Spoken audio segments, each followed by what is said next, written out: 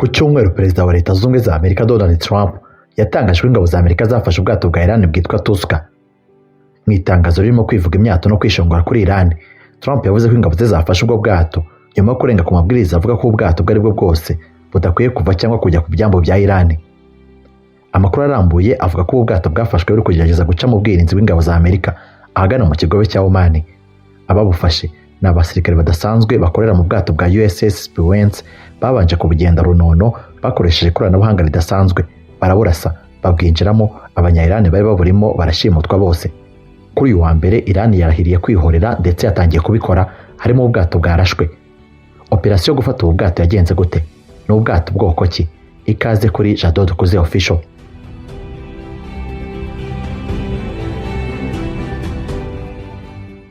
Bijya gutangira, Amerika yamenye ko hari amato ya Iran ajya yiyoberanya akabaca muri humye agakora ingendo mu buryo Donald Trump adashaka. Uko niko bashyizeho ubwato bw'intambara bwitwa USS Spruance. Ni bumwe mu bwato bugezweho cyane bwo mu bwoko bwa Allergy Bark, bugaba ibitero kandi burasa misile ziyoborwa. Mu nkuru zacu ziheruka ntabwo twigeze tubuvugaho kubera ko bwari bwaragizwe ibanga. Bwahawe kano kazi kubera kugaragaza urwego rwo hejuru rw'ikoranabuhanga n'imbaraga zo mu ngabo za Amerika zirwanira mu mazi. Bwahawe izina rishingiye ku musirikare ukomeye wo mu mazi witwaga Raymond A. Spruance wagize uruhare rukomeye mu ntambara ya kabiri y'isi yose. Ubu bwato bwubatswe mu buryo bugamije gukora imirimo myinshi icyarimwe: kurinda ibindi bikoresho byo mu mazi, guhangana n'indege n'ibisasu byo mu kirere, kurwanya amato y'abanzi, hamwe no gutera ku butaka hifashishwa ibisasu birebire. USS Spruance ifite uburebure burenga metero 150, ikaba ifite uburemere burenga toni 9,000 mu gihe yaba yuzuye neza. Ikoresha moteri zigezweho za gas turbine zituma ishobora kugenda ku muvuduko urenga kilometero 56 ku isaha, bikayiha ubushobozi bwo kugera mu ikotaniro vuba no guca mu mazi manini. Bwagiye muri aya mazi ya Oman burimo abakozi barenga 300 biganjemo abasirikare kabuhariwe n'abatekinisiye bafite ubumenyi buhambaye mu micungire y'intwaro n'ikoranabuhanga rihanitse. Mu rwego rwo kuvumbura amato ya Iran, ubu bwato bwari bwikoreye sisitemu yayo ya radari hamwe n'ubugenzuzi bw'ikirere, cyane cyane sisitemu izwi nka Aegis Combat System ishobora gukurikirana no kugenzura intego nyinshi icyarimwe, harimo n'indege, ibisasu bya misile n'ibindi byago byo mu kirere.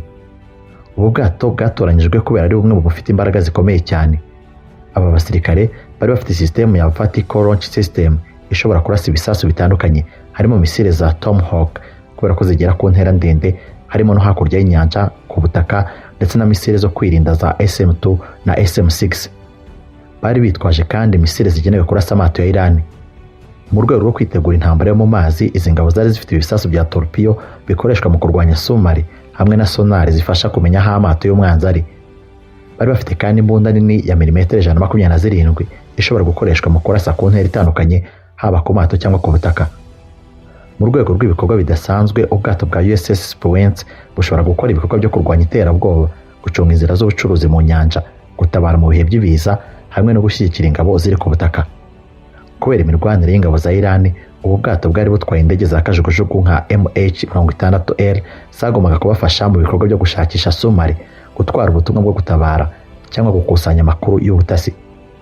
Ibi byatumye USS Spruance iba nk'ikigo kigendanwa cy'ubutasi hamwe n'intambara gishobora gukora cyonyine cyangwa kigakorana n'andi mato mu itsinda.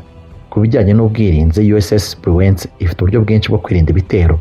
Ifite sisitemu ya CIWS, imbunda yihuta cyane ishobora kurasa amasasu menshi mu gihe gito mu rwego rwo guhagarika ibisasu by'abanzi biri hafi.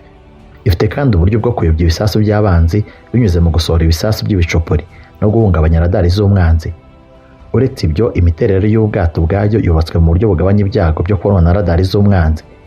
Bwa nyuma, ubu bwato bwatoranyijwe nk'igikoresho gikomeye cya gisirikare gishobora guhindura isura y'intambara mu nyanja.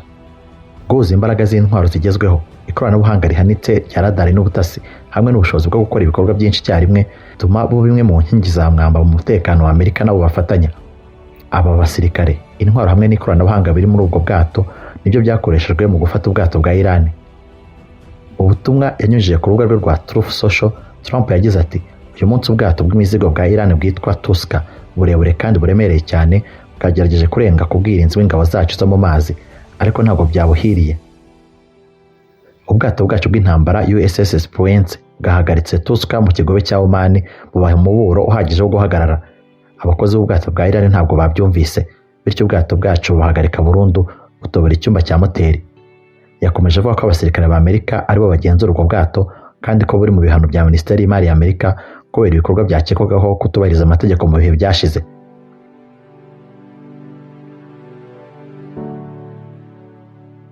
Ubu bwato bwa Iran koko ni bunini kubera ko bwagenewe gutwara kontineri, bufite amateka n'uruhare rukomeye mu bucuruzi bwo mu nyanja.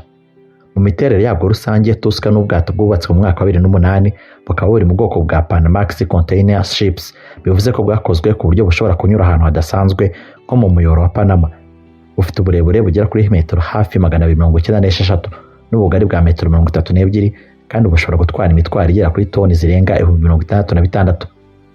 Bufite ubushobozi bwo gutwara kontineri zigera hafi ku 4,700, bigaragaza ko ari ubwato bunini cyane mu rwego rw'ubucuruzi bwo gutwara ibicuruzwa.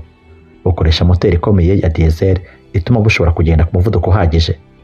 Ubusanzwe Tusk ikorera cyane mu ngendo z'inyanja hagati ya Iran n'ibindi bihugu byo muri Aziya, cyane cyane Ubushinwa aho bwakunze kugaragara. Ibi bituma buba bumwe mu mato akomeye mu bucuruzi mpuzamahanga bwa Iran, cyane cyane mu gutwara ibicuruzwa binyura mu nyanja nini nk'iy'Ubuhinde no mu muhora wa Malacca. Gusa Tusk ntiyari isanzwe ifatwa nk'ubwato bw'ubucuruzi busanzwe byonyine.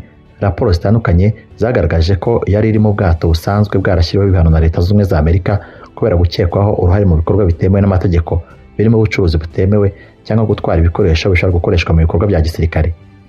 Hari n'igihe bwagiye bugaragara mu bikorwa by'umwijima, ibintu bikunze gukekwa mu mato ajya mu bucuruzi butemewe.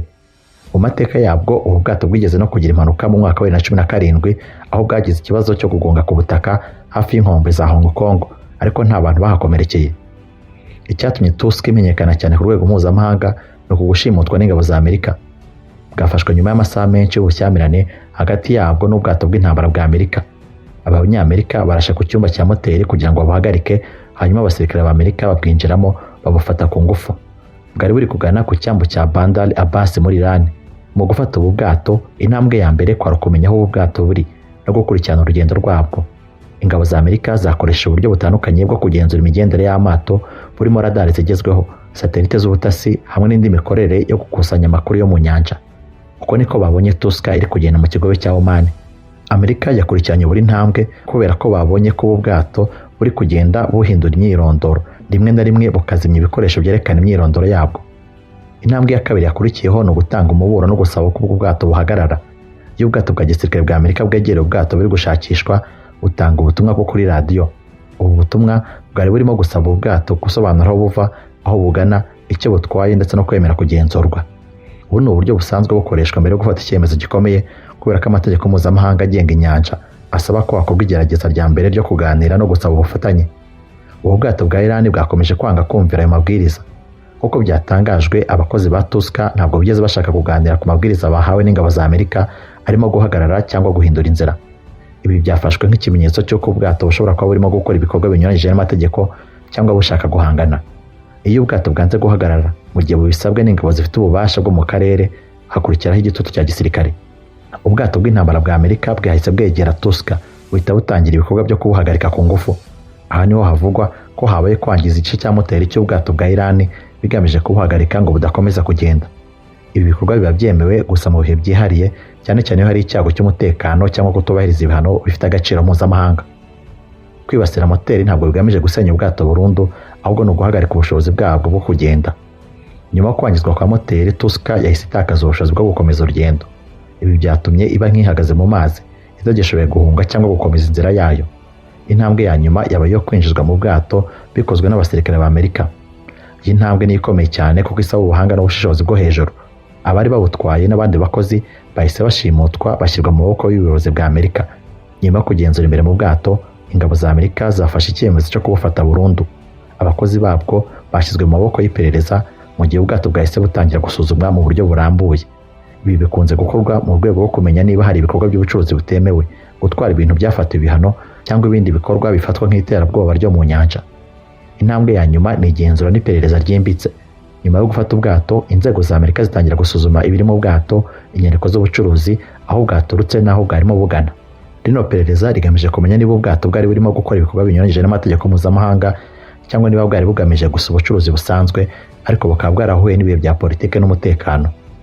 Gufatwa kwa Tusk byabaye igikorwa cya gisirikare gikomeye cyakozwe mu byiciro, kikaba cyaragaragaje uburyo ibibazo by'umutekano politiki hamwe n'ubucuruzi bwo mu nyanja bishobora guhura bikabyara ubushyamirane mpuzamahanga. Nubwo Amerika ivuga ko ari ugushyira mu bikorwa amategeko n'ibihano, Iran ishobora kubibona nk'igikorwa cyo kwivanga mu bushobozi bwabo bwo mu bucuruzi. Yahise yihorera ndetse itangira kurasa ku mato y'Amerika. Ibi byose bigaragaza ko inyanja atari inzira y'ubucuruzi yonyine, ahubwo ari n'ahantu hakomeye ho guhangana ku rwego rw'isi. Mu gitondo cyo kuri uyu wa mbere, ingabo za Iran zatangaje ko zizihorera. Umuvugizi w'icyicaro gikuru cy'ingabo za Iran kizwi nka Qatam al-Anbiya yavuze ko igisirikare cya Repubulika ya Kisilamu ya Iran kigiye gusubiza vuba no kwihorera kuri kino gikorwa. Avuga ko ari ubusahuzi bwitwaje intwaro bwakozwe n'ingabo za Amerika. Yatangaje ko abanyamerika bagomba kurya bari menge kubera ko ijisho rigomba guhorerwa irindi. Kuri ubu ibintu byarushijeho gukomera. Ubucuruzi bwo mu nyanja bwahise bugabanuka cyane. Amato menshi yatangiye kwirinda kunyura muri uyu muhora, andi asubira inyuma cyangwa ahindura inzira kubera ubwoba bw'uko ashobora guhura n'ibitero cyangwa gufatwa. Ni ibintu byateye ingaruka zikomeye ku isoko ry'ingufu ku isi. Ibiciro bya peteroli byongera kuzamuka.